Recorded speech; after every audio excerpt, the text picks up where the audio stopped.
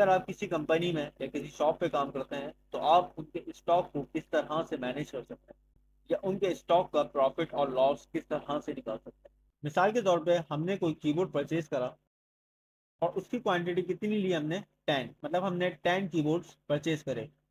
कितने के रेट के हिसाब से? 100 रुपए के हिसाब से। ठीक है, तो उसकी टोटल अमाउंट अब हम यहाँ पे निकाल लेते हैं कि वो 10 पीसेज हमें कितने के पड़े। तो मैं यहाँ इज इक्वल टू लिखता हूँ, यहाँ पे क्वांटिटी को मल्टीप्लाई करवा देता हूँ रेट से और इंटर प्रेस कर देता हूँ। तो यहाँ पे वो हमें 1000 के 10 पीसेस पड़े। अब हम कीबोर्ड को सेल आउट कर रहे हैं बाहर। तो हम यहाँ पे हमने दो कीबोर्ड को सेल आउट करा 150 के हिसाब से। तो ये 150 के हिसाब से हमें कितने के पड़े? दो कीबोर्ड। मैं यहाँ पे क्वांटिटी को अगेन मल्टीप्लाई करवा देता हूँ रेट से, इंटर प्रेस करता हूँ। तो यहाँ पे इसने हमें अमाउंट दे दी कि आपने जो दो कीबोर्ड यहाँ पे सेल करे 150 के रेट पे, वो उसकी टोटल अमाउंट यहाँ पे आपकी 300 है। देन यहाँ पे रिमाइंडर कितने बचे? अब हम रिमाइंडर निकाल लेते हैं। हमने कितने कीबोर्ड परचेज करे थे? 10। सेल कितने करे? दो। तो यहाँ पे हम simple is equal to purchase quantity को माइनस करवा देते हैं सेल क्वांटिटी से और इंटर प्लेस कर देते हैं। तो यहाँ पे इसने हमें क्वांटिटी बता दी कि आपके अब 8 कीबोर्ड पीछे बचे हैं। अब इन 8 कीबोर्ड की अमाउंट भी हम निकाल लेते हैं यहाँ पर। तो मैं यहाँ आता हूँ, यहाँ पे आके लिखता हूँ इज इक्वल टू, यहाँ पे परचेज के रेट को सिलेक्ट करता हूँ और इसको मैं मल्टीप्लाई करवा देता हूँ रिमाइंडर की क्वांटिटी से और इंटर प्लेस कर देता हूँ। इसने मुझे बता दिया कि आपकी टोटल रिमाइंडर अमाउंट 800 रुपये अभी पीछे है आपके पास। ठीक है, इसके बाद अब मैं चाह रहा हूँ कि ये मुझे मेरी इनकम निकाल के बता दे। मींस अगर 10 कीबोर्ड मैंने यहाँ से परचेज करे और दो मैंने उसमें से निकाल दिए 150 के रेट से, तो मुझे अब कितना इसमें प्रॉफिट हुआ। मैं यहाँ आके लिखता हूँ simple is equal to, bracket open करता हूँ। ब्रैकेट ओपन करने के बाद मैं सेल अमाउंट को सिलेक्ट करता हूँ। सेल अमाउंट को मैं ऐड करवा देता हूँ रिमाइंडर अमाउंट से और यहाँ पे ब्रैकेट को क्लोज करता हूँ। देन इसके बाद मैं इसको माइनस करवा देता हूँ परचेज अमाउंट से और यहाँ पे मैं इंटर प्लेस कर देता हूँ। तो यहाँ पे इसने मुझे बता दिया कि आपको 100 रुपए का प्रॉफिट हुआ जब आपने ये दो कीबोर्ड यहाँ से बेचे।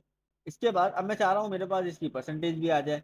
तो मैं यहाँ के सिंपल लिखता हूँ इज इक्वल टू, इनकम को सिलेक्ट करता हूँ, इसको डिवाइड करवा देता हूँ परचेज अमाउंट से और यहाँ पे इसको मल्टीप्लाई करवा देता हूँ मैं 100 से और यहाँ पे जैसे ही मैं इंटरप्रेस करता हूँ तो यहाँ पे इसने मुझे बता दिया कि आपने 10% प्रॉफिट यहाँ पे गेन करा।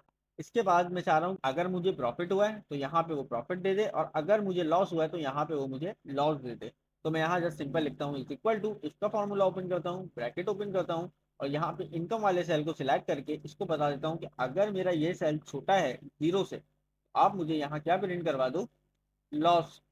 और अगर इसको कंडीशन यहाँ पे फॉल्स मिले तो यहाँ पे ये मुझे क्या प्रिंट करवा दे? प्रॉफिट।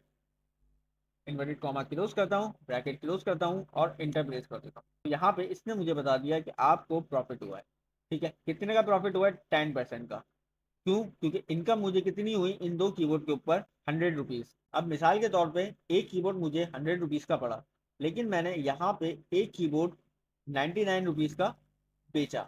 मीन्स 1 रुपीज लॉस पे मैंने बेचा। अब जैसे ही मैं यहाँ पे इंटर प्रेस करता हूँ तो यहाँ पे इसने मुझे बता दिया कि आपकी इनकम -2 है। यहाँ पे इसने मुझे परसेंटेज भी उसकी माइनस में दे दी और यहाँ पे उसने मुझे बता दिया कि आप लॉस में।